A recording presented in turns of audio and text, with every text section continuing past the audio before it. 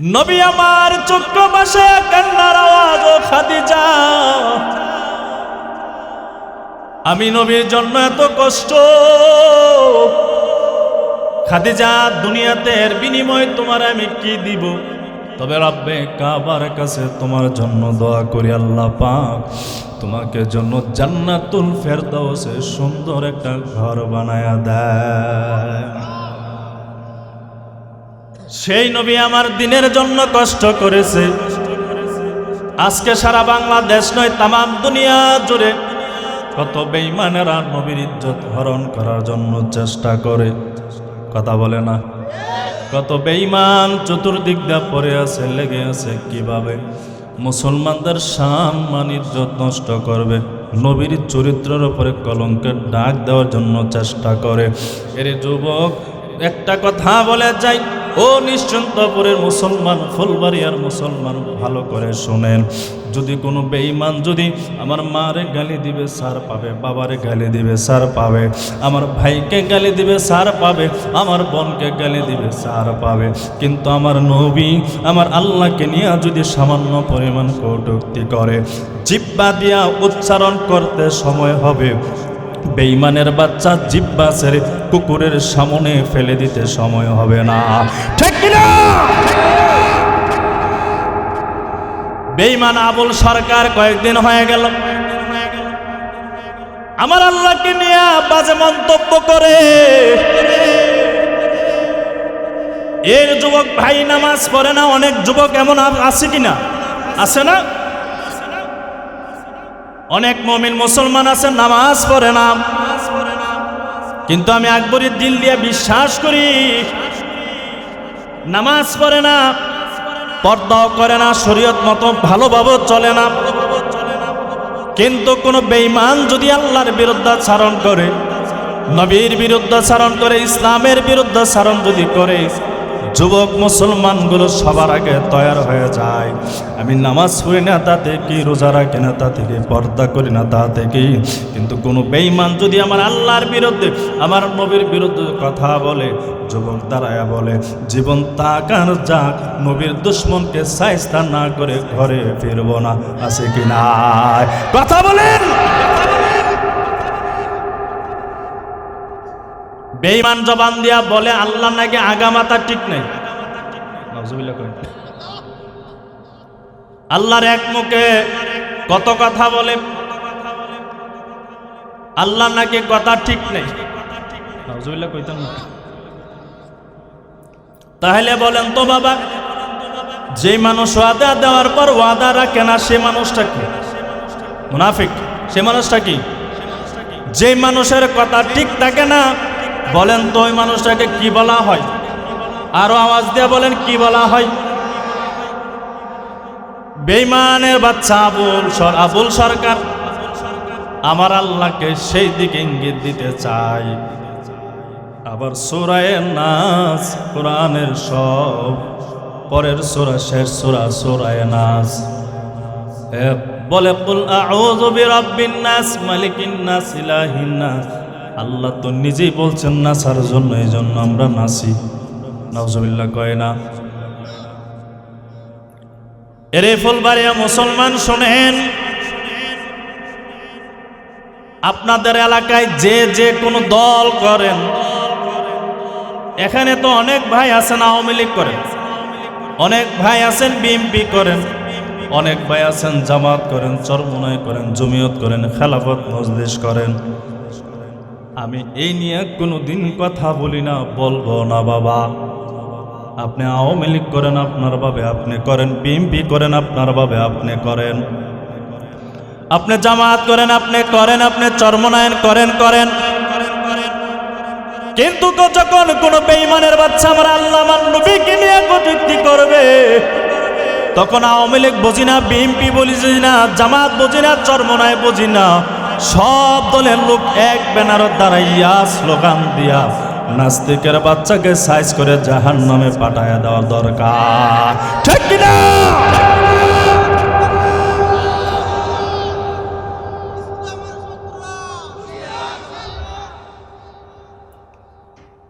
এই জন্য আপনাদের কাছে দরখাস্ত, এই ব্যাপারে দলাদলি দেখবেন না, কে কোন দল করে এটা দেখবেন না। দেখবেন আমার নবীর দুশমন সেই, আমার আল্লাহর দুশমন সেই। আমি জমিনে থাকবো আর আমার আল্লাহর দুশমন থাকবে, এটা তো হতে পারে না। যারা আল্লাহর বিরোধিতা করবে, নবীর বিরোধিতা করবে, তারা নাস্তিক। তারা কি? কথা বলেন, তারা কি? আরো জোরে বলেন, তারা কি? তাদেরকে যারা সমর্থ দিবে তারা আরো বড় নাস্তিক। নাস্তিককে যে সমর্থ দিবে সে কি? আরো জোরে বলেন কি? শয়তান আবুল সরকারকে সমর্থ দিয়া ফরহাদ মজুমদার, এই বেঈমানের বাচ্চা ইস্কন্দের সদস্য, সংবাদ সম্মেলন করিয়া আবার বলে আল্লাহকে কি বলেছে? বাক স্বাধীনতা সবারই আছে, যে যেমন পারবে তাই বলবে। এরে জমিন আল্লাহর, আসমান আল্লাহর, সবগুলো আল্লাহর। আল্লাহর জমিনে তাকিয়া, আল্লাহর আসমানে তাকিয়া আল্লাহর বিরুদ্ধাচরণ করবে মুসলমান আল্লাহর গোলাম তো মেনে নিতে পারে না। রে যুবক ভাই, বৃদ্ধ বাবা, ও পর্দার আম্মা জান, শোনেন আম্মা জান, ভালো করে শুনে যান। নবী আমার যখন বলল সব উম্মত জান্নাতে যাবে, সাহাবায়ে কেরামের মনের মধ্যে ঈদের আনন্দ।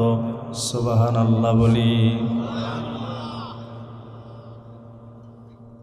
যেই মাত্র নবী আমার বললেন কিছু সংখ্যক উম্মত জান্নাতে যাবে না, জাহান্নামে যাবে, সাহাবায়ে কেরাম বললেন নবী আমার, কারা জান্নাতে যাবে, কারা জাহান্নামে যাবে একটু বলে দেন। যেই মাত্র সাহাবায়ে কেরাম প্রশ্ন করলেন, মায়ার নবী, দয়ার নবী আমার জানায়া দেয়। নবীজি জানায়া দেয়, যারা যে সমস্ত উম্মতেরা আমি নবীজির আদর্শ অনুকরণ করবে, যারা আমি নবীজির সুন্নতকে মহাব্বত করবে, আমি নবীকে মহাব্বত করবে, আমার সাহাবায়ে কেরামদেরকে মহাব্বত করবে, হাসরের ময়দানে আমার ওই সকল উম্মত আমি নবীর সাথে জান্নাতে বসবাস করবে।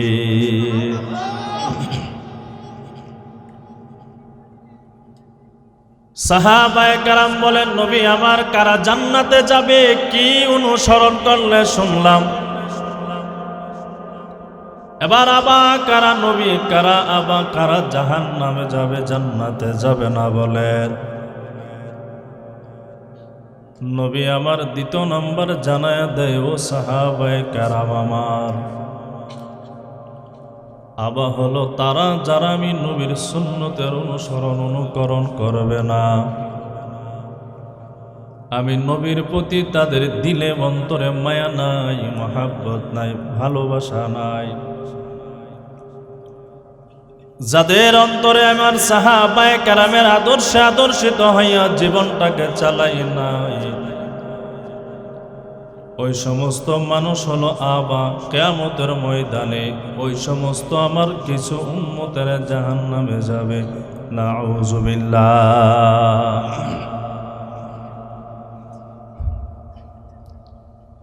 এরে নিশ্চিন্তপুরের মুসলমান শুনেন, ভালো করে শুনে যান। নবী আমার সূরা আলী ইমরানের 31 নম্বর আয়াতে কালেমার মধ্যে জানায়া দেয়, قل إن كنتم تحبون الله فاتبعوني يحببكم الله। নবীজিকে আল্লাহ বলেন, নবী আমার বলে দেন, ইন কুনতুম তুহিব্বুনাল্লাহ, যদি আপনার উম্মতের আমি আল্লাহকে ভালোবাসতে চাই, পেতে চাই, সুবহানাল্লাহ। ও নবী আমার, আপনার উম্মতদেরকে জানায়া দেন, বলে দেন, আপনার উম্মতরা যদি আমি আল্লাহকে পেতে চাই, নবী আপনি বলে দেন ফাত্তাবিউনি ইউহিব্বুকুমুল্লাহ, ফাত্তাবিউনি। আল্লাহ পাক শর্ত লাগায় দিয়া বলেন, আপনি বলেন যারা আমার অনুসরণ অনুকরণ করবে, আমি নবীর আদর্শের প্রতি মায়া মহাব্বত থাকবে, ভালোবাসা থাকবে,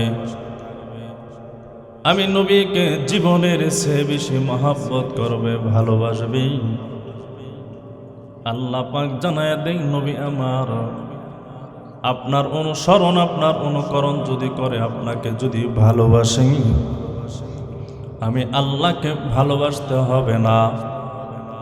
আপনার অনুসরণ আপনার অনুকরণ করার কারণে আমি আল্লাহ আপনার উম্মতদেরকে 2টা পুরস্কার দান করব।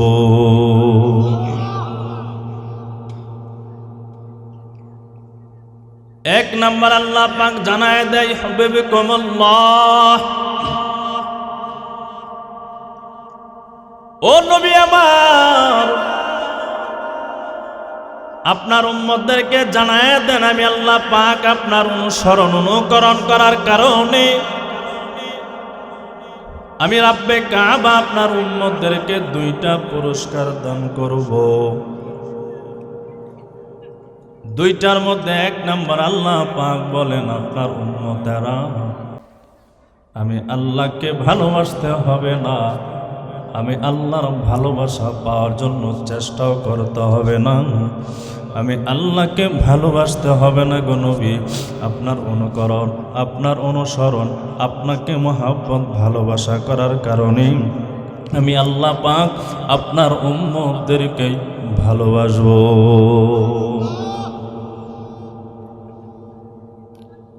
দ্বিতীয় নাম্বার আল্লাহ পাক জানায় দেয় ওয়া ইয়াগফির লাকুম যুনুবাকুম। দ্বিতীয় নাম্বার আল্লাহ পাক জানায় দেয়, ও নবী আমার, আপনার অনুসরণ আপনার অনুকরণ করার কারণে আপনাকে ভালোবাসার কারণে আমি আল্লাহ পাক আপনার উম্মতদেরকে ভালোবাসার সাথে সাথে আপনার উম্মতের জীবনের সমস্ত গুনাহগুলো আমি রাব্বে কাবা মুহূর্তের মধ্যে ক্ষমা করে দেব।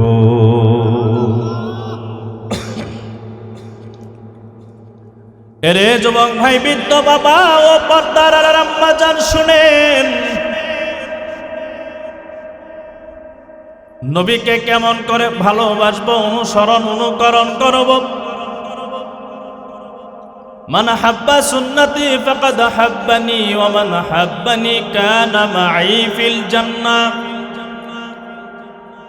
নবী আমার জানায়া দেয় আমি নবীকে কিভাবে মহাব্বত করবা, আমি নবীকে কিভাবে ভালোবাসবা। নবী আমার বলেন, আমার যেই উম্মত আমি নবীর সুন্নতকে ভালোবাসলো, আমার ওই উম্মত আমি নবীকে স্বয়ং ভালোবাসলো। আর যে উম্মত আমি নবীকে ভালোবাসবে, হাশরের ময়দানে আমি আপনি নবীর সাথে জান্নাতে বসবাস করব। সুবহানাল্লাহ।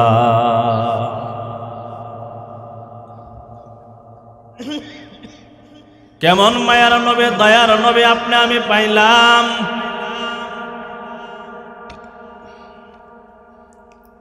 মুসলিম শরীফের এক হাদিসের মধ্যে নবীজির সাহাবী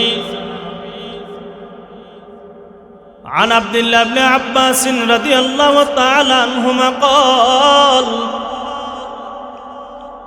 جلس ناس من أصحاب رسول الله صلى الله عليه وسلم। নবীজির সাহাবী আব্দুল্লাহ ইবনে আব্বাস রাদিয়াল্লাহু তাআলা আনহুমা হতে বর্ণিত, তিনি বলেন,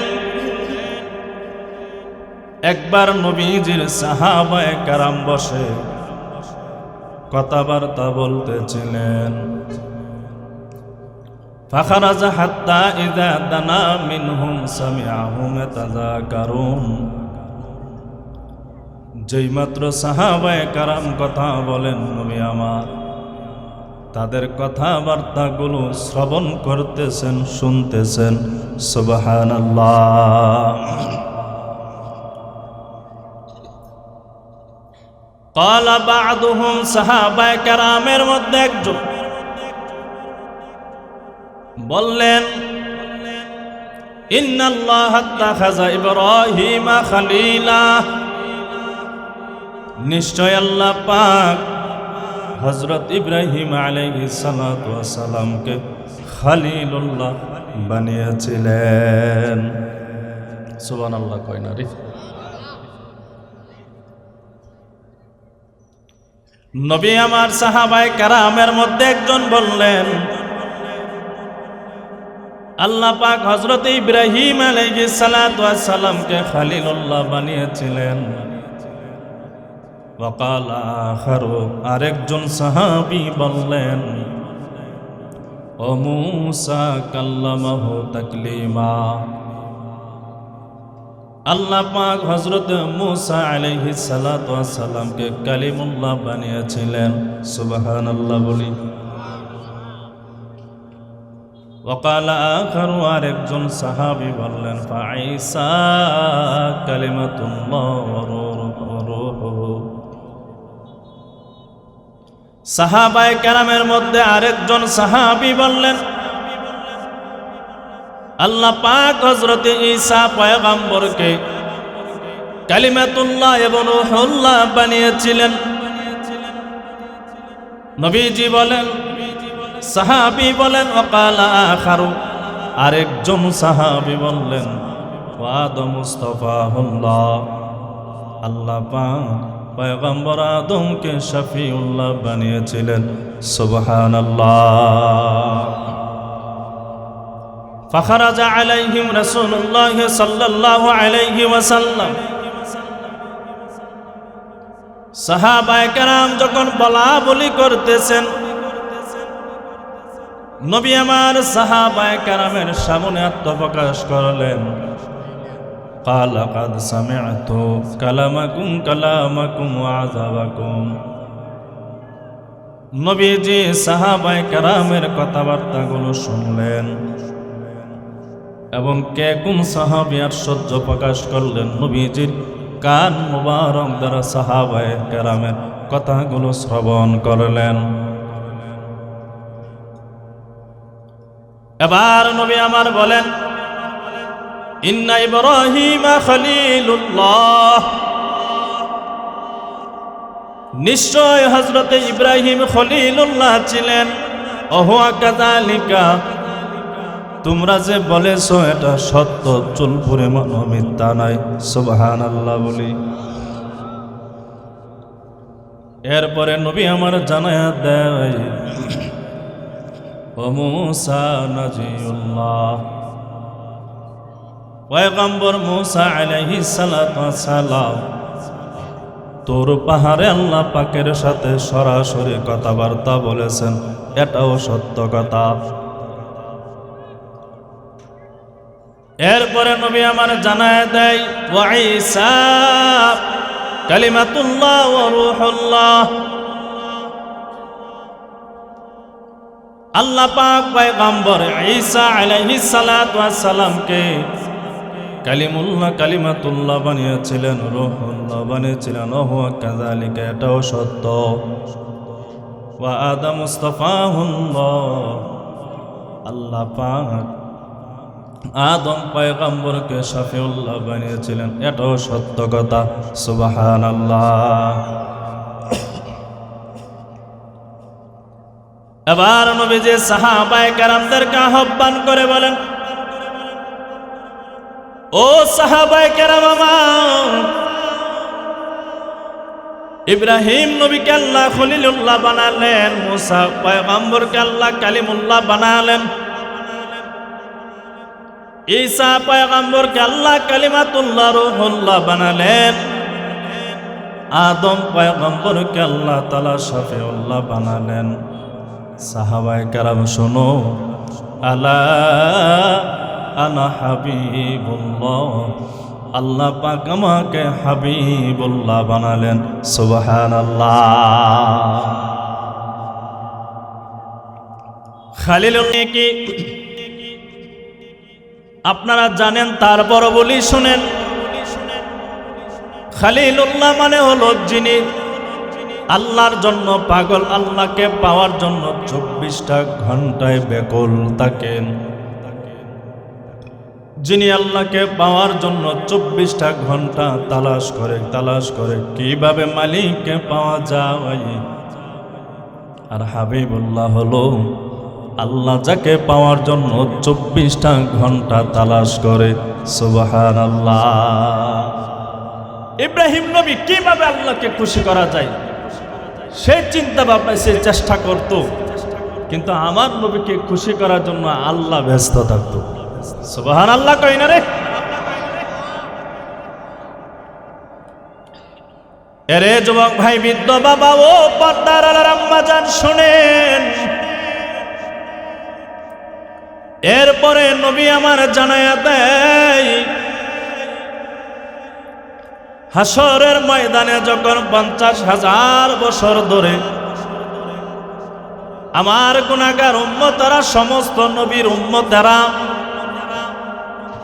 সমস্ত নবীরা যখন ইয়া নাফসি করবে, 50,000 বছর ধরে যখন হাসরের ময়দানে থাকবে, সেই দিন আসমানের মালিক, জমিনের মালিক আল্লাহ পাক আমি মুহাম্মদের হাতে একটা হামদের পতাকা দিবেন, প্রশংসার পতাকা দেবেন। সেই দিন হাসরের ময়দানে ওই পতাকার নিচে 1,24,000 মতান্তরে 2,24,000 কম বেশি সমস্ত আম্বিয়া কেরাম আমি নবীজির ওই পতাকার নিচে আশ্রয় নিবি। এতে আমি নবী অহংকার করি নাই, এতে আমি নবী গর্ব করি নাই। শতকি সাহাবায়ে কেরাম ওই হাসরের ময়দানে কোন নবী শাফায়াত করার জন্য, সুপারিশ করার জন্য রব্বে কাবার কাছে সাহস পর্যন্ত করবে না, কিন্তু সেই দিন সর্বপ্রথম আমি নবীকে সুপারিশ করার পারমিশন রব্বে কাবা আমাকে দান করবে। আর আমি নবীজির সুপারিশই সর্বপ্রথম গ্রহণ করা হবে। সুবহানাল্লাহ। ও সাহাবায়ে কেরাম, এত আমি নবী অহংকার করি না। আমি নবীজি সর্বপ্রথম জান্নাতের দরজা দিয়ে জান্নাতে ঢুকব।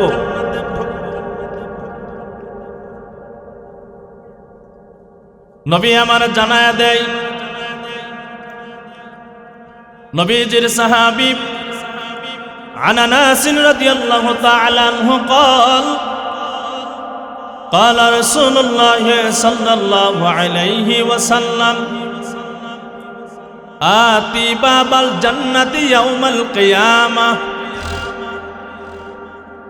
নবীজির সাহাবী হযরত আনাস রাদিয়াল্লাহু তাআলা আনহু হতে বর্ণিত, তিনি বলেন রাসূল আকরাম সাল্লাল্লাহু আলাইহি ওয়াসাল্লাম ইরশাদ করেন, আতি বাবাল জান্নাতি ইয়াউমাল কিয়ামা।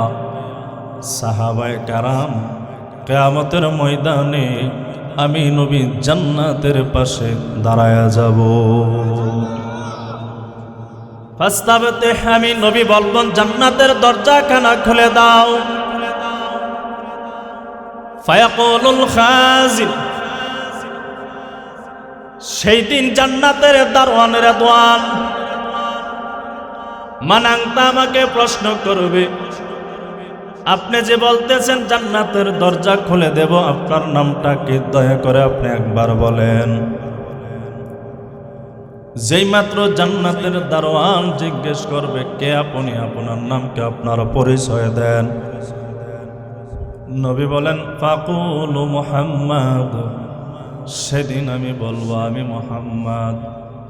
ফায়াকুলু বিকা উমিরতু, জান্নাতের দারওয়ান বলবেন আল্লাহ আফতাহ লি আহাদিন ক্বাবলাকা, নবী গো আল্লাহ পাক আমাকে আদেশ দিয়েছেন আপনি আসার পূর্বে যেন কারো জন্য জান্নাতের দরজা না খুলে দেয়, আপনি আসলেই যেন আপনার জন্য জান্নাতের দরজা আমি খুলে দেয়। এরে যুবক ভাই, বৃদ্ধ বাবা, শুনেন,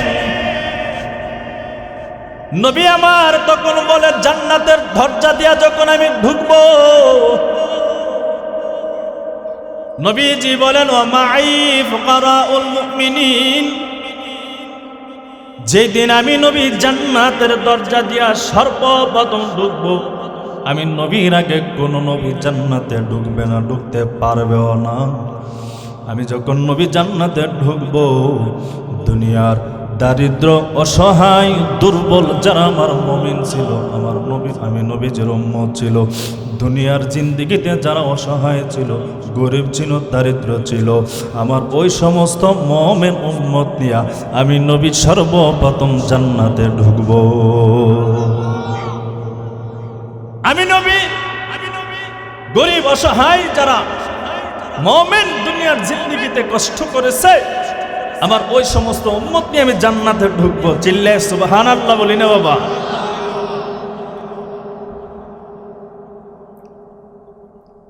এই জন্য বাবা আপনাদের কাছে একটা দরখাস্ত বলি আগেই, নবীজির একটা সুন্নতের উপরে আমল করলে কেমন লাভ। হাদিসের কিতাব বাইহাকি শরীফের মধ্যে হাদিস কানা উল্লেখিত হয়েছে,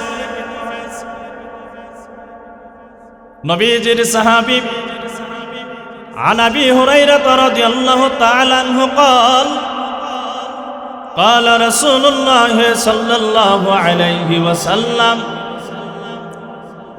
من تمسك بسنتي عند فساد أمتي, নবীজি আমার জানায়া দেয় ফিতনা ফাসাদের সময়, যেই সময় আমার উম্মতরা তেমন আমল করবে না, ইসলামের ওপর ভালোভাবে চলবে না, শরীয়ত ভালোভাবে মেনে চলবে না, নামাজের ধারদারি নাই, পর্দারও তেমন ধারদারি নাই, চতুর্দিকে ফিতনা আর ফিতনা, ফিতনা আর ফিতনা।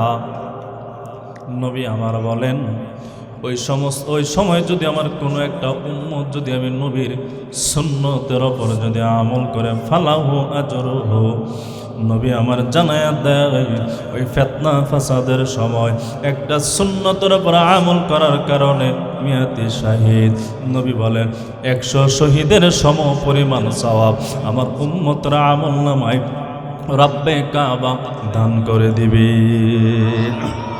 কতজন শহীদ? 100 শহীদের সমপরিমাণ সওয়াব আপনি আমার আমল নামায় দান করে দিবে। কয়টা সুন্নতের উপর আমল করলে? আওয়াজ দিয়ে বলেন না কয়টা? যখন কেউ আমল করবেই না, ইমানটা হাতের উপর রাখা, আঙ্গুরা জ্বলন্ত আঙ্গুরা রাখা যেমন কঠিন হবে, ইমান টিকানোর জন্য ইমান টিকানোর যেমন কঠিন হবে, ওই সময় নবী বলেন ওই ফাসাদের সময় যদি একটা সুন্নতের উপর আমল করে আমার উম্মাহ 100 জন শহীদ আল্লাহ রাস্তায় দিনের জন্য যুদ্ধ করতে গিয়ে শাহাদাত বরণ করেছে, যে পরিমাণ সওয়াব আমার উম্মতরা আমার ওই 100 শহীদ বান্দা সওয়াব পাবে, ফিতনা ফাসাদের সময় একটা সুন্নতের আমল করলে সেই পরিমাণ সওয়াব পাবে।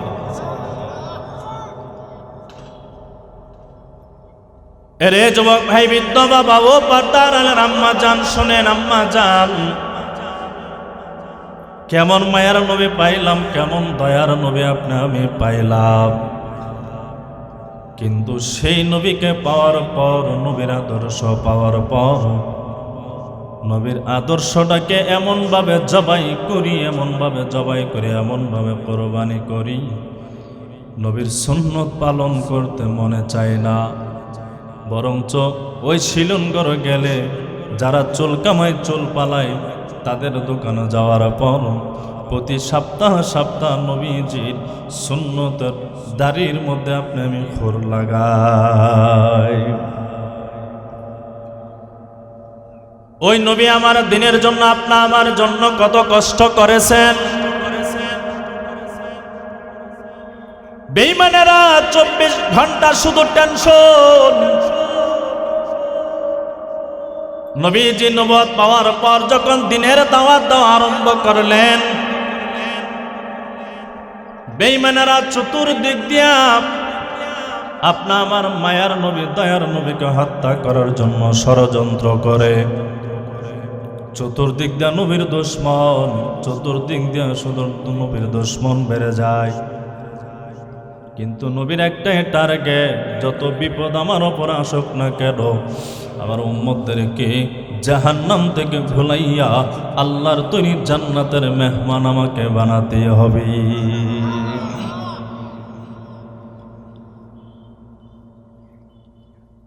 নবী আমার 2-3 দিন পর্যন্ত বাসার মধ্যে নাই, দিনের দাওয়াত দেওয়ার জন্য চলে গেলেন। 3 দিন পর্যন্ত নবী আমার ঘরের মধ্যে ফিরে আসে না। নবীজি দিনের দাওয়াত দেওয়ার জন্য বের হয়ে গেলেন, কিন্তু নবীজির স্ত্রী আমাদের আম্মা জান খাদিজাতুল কুবরা রাদিয়াল্লাহু তাআলা আনহা নবীর জন্য দরজার পাশে দাঁড়ায় দাঁড়ায় নবীর জন্য অপেক্ষা করেন। এ যুবক ভাই, বৃদ্ধ বাবা, শুনবেন, মনোযোগ দিয়া শুনবেন। 3 দিন পর্যন্ত নবী আমার দিনের দাওয়াত দেওয়ার পর গভীর রাত 3-4টা বাজে এমন সময় নবী আমার আম্মা জান খাদিজা রাদিয়াল্লাহু তাআলা আনহা ঘরের দরজার সামনে দাঁড়ায়া যায়। যেই মাত্র নবী আমার সালাম দেয়, আসসালামু আলাইকুম ইয়া খাদিজা, নবী আমার যখন সালাম দেয়, এ খাদিজা যখন বলিয়া সালাম দেওয়ার পর ডাক দেয়, খাদিজার দেরি করে নাই, সালাম দিতে সময় হয়। ঘরের ভিতর থেকে আম্মা জান খাদিজা নবীর সালামের জবাব দিতে সময় হয় না। লাব্বাইক ইয়া রাসূলুল্লাহ, ও নবী আমার, আমি খাদিজা আপনার সামনে হাজির বলে দরজাখানা নবীর জন্য খুলে দেয়। যেই মাত্র দরজাখানা খুলে দেয়, নবী আমার বড় আশ্চর্য হয়ে যায়। খাদিজা রে, রাতের 3-4টার সময় আমি ঘরের দরজার সামনে দাঁড়ায় তোমার ডাক দিলাম, ডাক দিতে সময় হয় রে খাদিজা, ঘরের দরজা খুলে দিতে সময় হয় না। খাদিজা রে, তুমি কি ঘুমাও না? যেই মাত্র নবী আমার খাদিজাকে প্রশ্ন করলেন, নবীজির স্ত্রী আমাদের আম্মা জান খাদিজা রাদিয়াল্লাহু তাআলা আনহা চোখের পানি ছেড়ে ছেড়ে ডাক দেয়, নবী আমার, দুনিয়াতে আপনার আব্বা নাই, দুনিয়াতে আপনার আম্মা জানো নাই, জন্মের আগে আপনার বাবা আব্দুল্লাহ দুনিয়া থেকে বিদায় হয়ে যায়। নবী গো, জন্মের পর আপনার আম্মা জানো দুনিয়াতে বিদায় হয়ে যায়। দুনিয়াতে আপনার আপন বলতে নবী কেউ নাই। আপনি যে দিনের দাওয়াত দেওয়ার জন্য বের হয়ে গেলেন, 3 দিন পর্যন্ত ঘরে ফিরে আসলেন না। নবীজি, আমি খাদিজার বড় টেনশন, বড় চিন্তা, বড় চিন্তা। ও খাদিজা, কেন এত টেনশন, কেন আমাকে নিয়ে এত চিন্তা? নবী আমার, আপনি দিনের দাওয়াত দেন, আপনার ডানো শত্রু, আপনার বামো শত্রু, আপনার সামনো শত্রু, আপনার পেছনো শত্রু গো নবী। ও নবী, বেঈমানেরা 24 ঘন্টা পরিকল্পনা করে কিভাবে, কেমন ভাবে, কি করলে মুহাম্মদকে দুনিয়া থেকে বিদায় করা যাবে, দুনিয়া থেকে মুহাম্মদকে সরায়া দেওয়া হবে। ও নবী, এই টেনশনে আমি খাদিজা ঘুমাই না। ময়না দাঁড়ায়া থাকি, আপনি দিনের জন্য কষ্ট করেন, দিনের জন্য বাহিরে বাইরে মানুষদেরকে দাওয়াত দেন, কতই যে আপনি পরিশ্রম করেন, কতজন আপনাকে মন্দ বলে, কতজন আপনাকে গালিগালাজ করে গো নবী।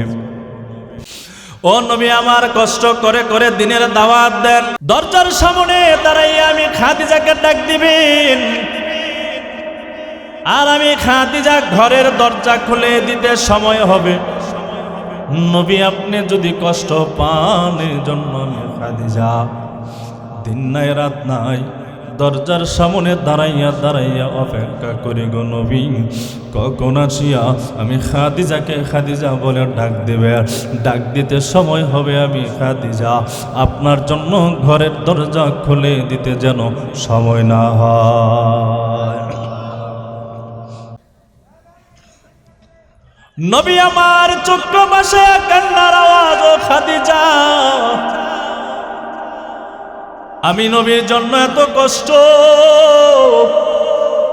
খাদিজা দুনিয়াতে এর বিনিময় তোমার আমি কি দিব, তবে রব্বে কাবার কাছে তোমার জন্য দোয়া করি আল্লাহ পাক তোমাকে জন্য জান্নাতুল ফেরদাউসে সুন্দর একটা ঘর বানায়া দেয়। সেই নবী আমার দিনের জন্য কষ্ট করেছে, আজকে সারা বাংলাদেশ নয় তামাম দুনিয়া জুড়ে কত বেঈমানেরা নবীর ইজ্জত হরণ করার জন্য চেষ্টা করে, কথা বলে না, কত বেঈমান চতুর্দিক দিয়ে পড়ে আছে, লেগে আছে কিভাবে মুসলমানদের সম্মান ইজ্জত নষ্ট করবে, নবীর চরিত্রের উপরে কলঙ্কের ডাক দেওয়ার জন্য চেষ্টা করে। এর যুবক একটা কথা বলে যাই, ও নিশ্চিন্তপুরের মুসলমান, ফুলবাড়িয়ার মুসলমান ভালো করে শোনেন, যদি কোনো বেঈমান যদি আমার মারে গালি দিবে সার পাবে, বাবারে গালি দিবে সার পাবে, আমার ভাইকে গালি দিবে সার পাবে, আমার বোনকে গালি দিবে সার পাবে, কিন্তু আমার নবী আমার আল্লাহকে নিয়ে যদি সামান্য পরিমাণ কটূক্তি করে, জিহ্বা দিয়া উচ্চারণ করতে সময় হবে, বেঈমানের বাচ্চা জিহ্বা ছেড়ে কুকুরের সামনে ফেলে দিতে সময় হবে না, ঠিক কিনা? বেঈমান আবুল সরকার কয়েকদিন হয়ে গেল আমার আল্লাহকে নিয়ে বাজে মন্তব্য করে,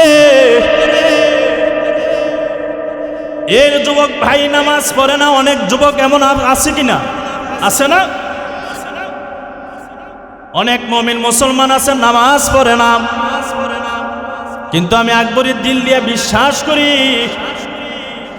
নামাজ পড়ে না, পর্দাও করে না, শরীয়ত মতো ভালোভাবে চলে না, কিন্তু কোন বেঈমান যদি আল্লাহর বিরুদ্ধাচরণ করে, নবীর বিরুদ্ধাচরণ করে, ইসলামের বিরুদ্ধাচরণ যদি করে, যুবক মুসলমানগুলো সবার আগে তৈয়ার হয়ে যায়, আমি নামাজ পড়ি না তাতে কি, রোজা রাখি না তাতে কি, পর্দা করি না তাতে কি, কিন্তু কোনো বেঈমান যদি আমার আল্লাহর বিরুদ্ধে আমার নবীর বিরুদ্ধে কথা বলে, যুবক দাঁড়ায়া বলে জীবন তাকার যাক, নবীর দুশ্মনকে সাইস্তা না করে ঘরে ফিরবো না, আছে কি না?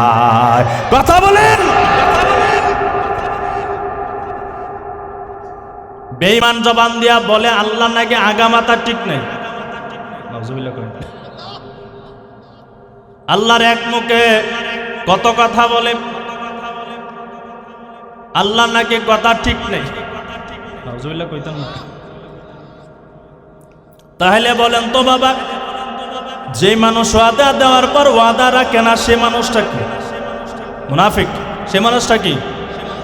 যে মানুষের কথা ঠিক থাকে না, বলেন তো ওই মানুষটাকে কি বলা হয়?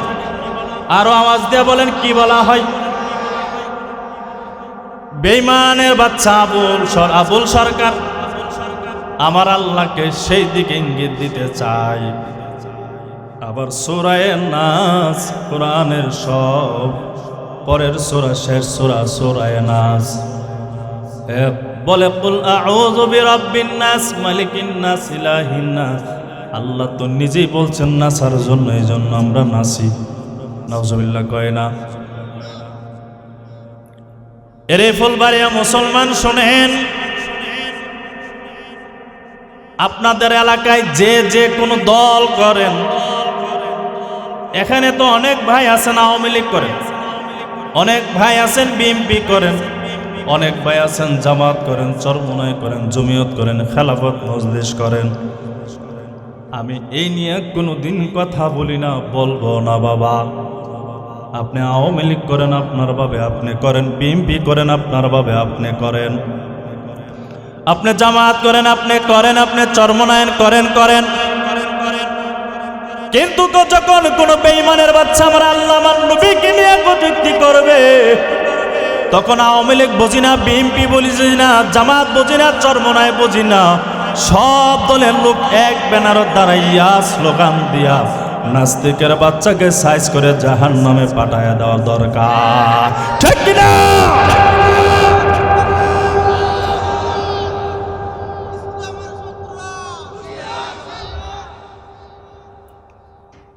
এই জন্য আপনাদের কাছে দরখাস্ত, এই ব্যাপারে দলাদলি দেখবেন না, কে কোন দল করে এটা দেখবেন না।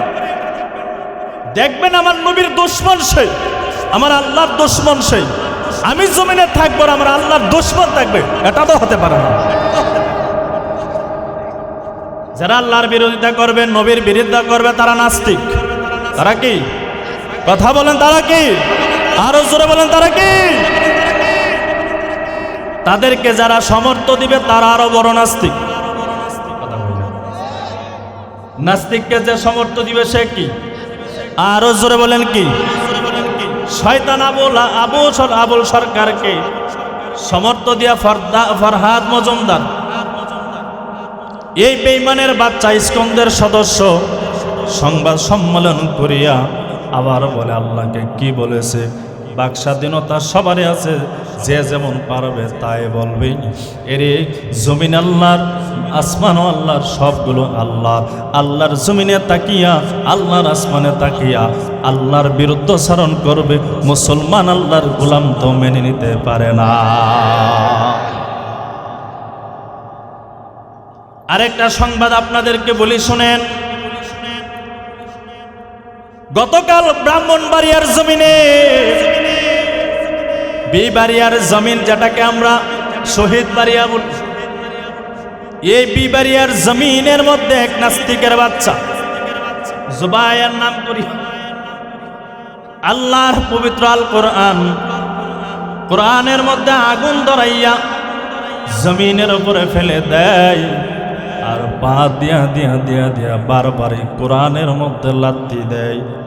নাউজুবিল্লাহ কয় না, আর আওয়াজ দেয়া বলে এই কোরআন মিথ্যা, কোরআন মিথ্যা, এই কোরআন আরবরা আরবিতে লিখেছে, এটা সত্য না, এটা মিথ্যা মিথ্যা। এর যুবক ভাই সরকারকে দৃষ্টি আকর্ষণ করিয়া বলে এই বেঈমানের বাচ্চাকে তাড়াতাড়ি গ্রেফতার করেন, তাড়াতাড়ি গ্রেফতার করেন। যদি গ্রেফতার না করেন তাহলে সারা বাংলাদেশের ইমানদার লাগবে না, শুধু বিবাড়িয়ার মুসলমান আলেম ওলামা যদি দাঁড়ায়া যায়, বেঈমানের বাচ্চাকে এমন সাইজ করা করবে, জন্মের সাইজ করা করবে, একটা পশম পর্যন্ত খুঁজে পাবে না, ঠিক কিনা? কোরআনের ব্যাপারে, নবীর ব্যাপারে, আল্লাহর ব্যাপারে কেউ যদি কটূক্তি করে, বিরোধিতা করে, ওই বেঈমানের বাচ্চাকে ছাড় দেওয়া যাবে? যাবে? যাবে?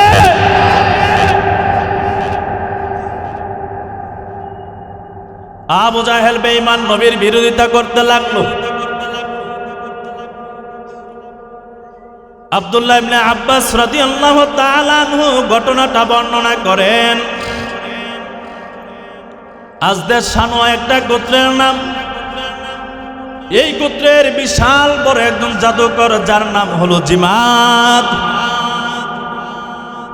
বেঈমানেরা যখন চতুর্দিক দিয়া নবীর বিরোধিতা করতে লাগলো, নবীর দাওয়াতের মিশন বন্ধ করতে পারে না।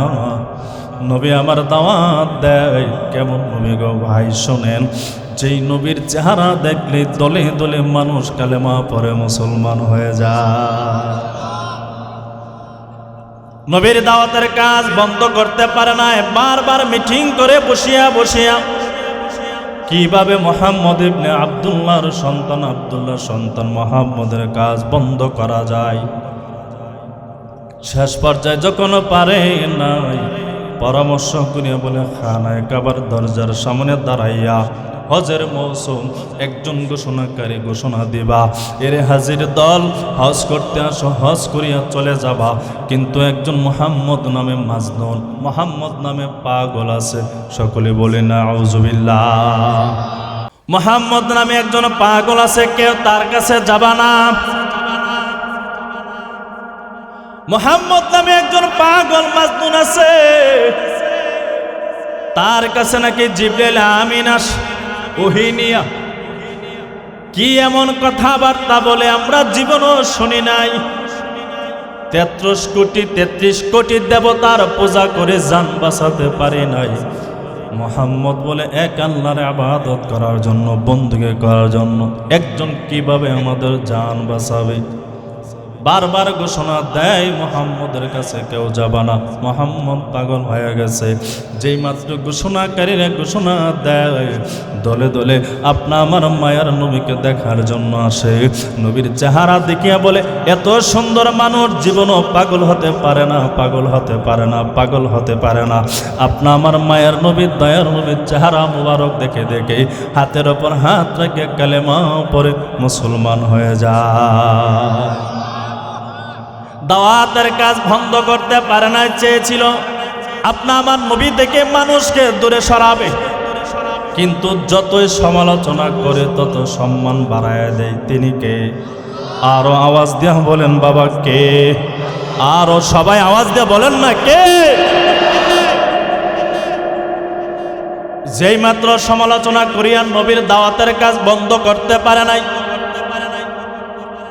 ওই যে জাদুকর জিমাদ খানায় কাবা তাওয়াফ করে,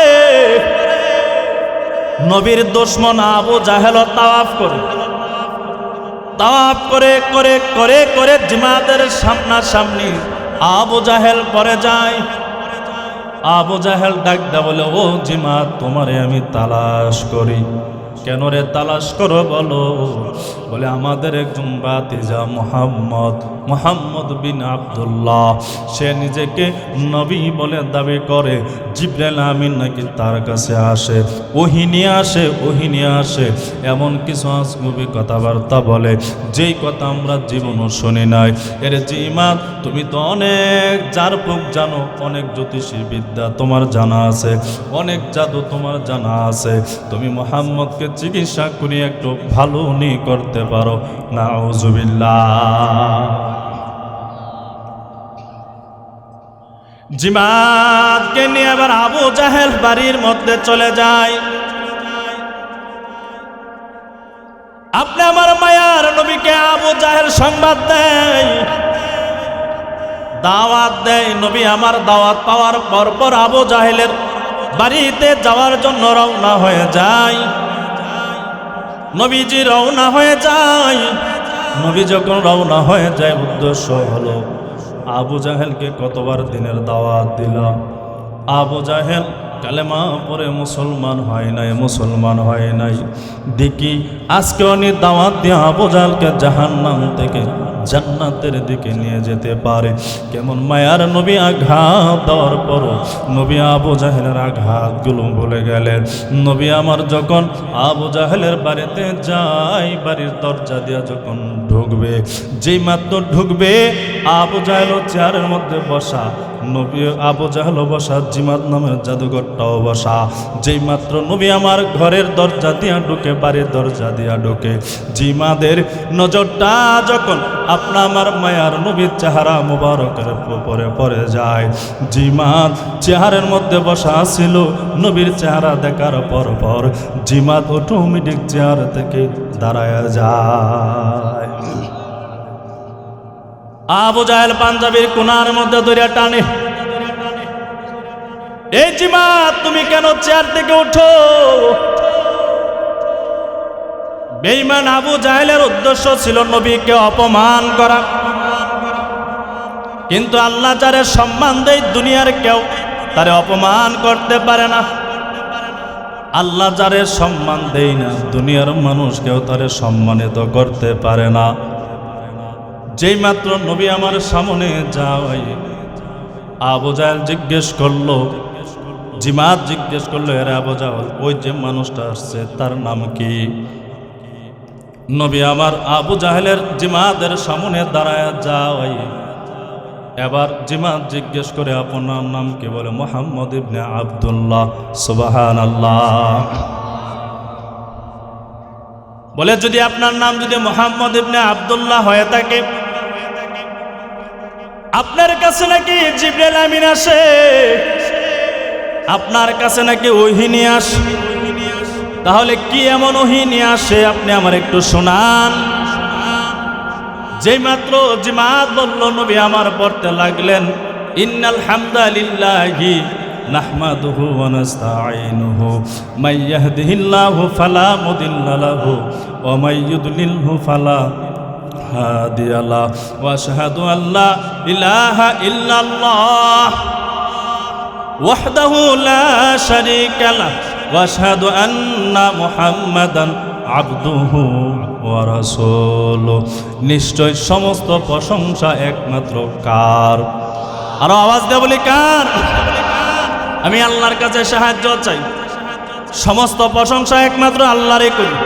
আল্লাহ যারে হেদায়েত দেয়, দুনিয়ার কেউ তারে গোমরাহ বানাতে পারে না। আল্লাহ এক, আল্লাহ অদ্বিতীয়, আল্লাহর কোনো শরীক নাই, কোনো অংশীদার নাই। আর আমি মুহাম্মদ হলাম আল্লাহ তাআলার প্রেরিত বান্দা এবং রাসূল। যেই মাত্র নবী আমার বললেন, জিমাদের চোখ বেয়ে বেয়ে টপ টপ করে পানি পড়তেছে। জিমাদ আবার বলো, ও মুহাম্মদ আর একটু পড়েন না, আর একটু পড়েন না। সুবহানাল্লাহ। সংক্ষিপ্ত করে নেই, নবী আমার আবার বললেন, হাউমাউ করিয়া জিমাদ কান্নার আওয়াজ দেয়। এবার আবু জাহেল ডেকে ডেকে বলে, যারে আল্লাহ মুহাম্মদের বুথ ছাড়ানোর জন্য দেখা যায়, মুহাম্মদের বুথ তারে ঘাস করে ফেলেছে। এবার জিমাদ বলেন, নবী আমার বেঈমানেরা কত বিরোধিতা আপনার করে, কত মিথ্যা সমালোচনা আপনার করে। নবী গো, আমি তো জিমাদ, কত কবিতা আমার জানা আছে, কত জাদুবিদ্যার জাদু আমার জানা আছে। ও নবী, আপনি যে পড়লেন, যা তেলাওয়াত করলেন, এটা তো দুনিয়ার কারো বানানো কোনো কবিতা হতে পারে না। ও মুহাম্মদ, আর দেরি করবেন না, আপনার ডান হাতটা বাড়ায়া দেন। নবী বলেন, জিমাদ কেন ডান হাতটা বাড়ায়া দেব? জিমাদ বলেন, নবী আমার জীবনটারে জাহান্নামের রাস্তায় কাটায়া দিলাম। ও নবী, আমি আর জাহান্নামের লাকড়ি হতে চাই না। আপনার হাতের উপর হাত রাখিয়া কালেমা পরে পরে মুসলমান হয়ে জান্নাতে হতে চাই। আল্লাহ পাক রব্বুল আলামিন আপনি আমাকে এই সংক্ষিপ্ত কথাগুলোর উপরে আমল করার তৌফিক দান করে। সকলে বলে আমিন।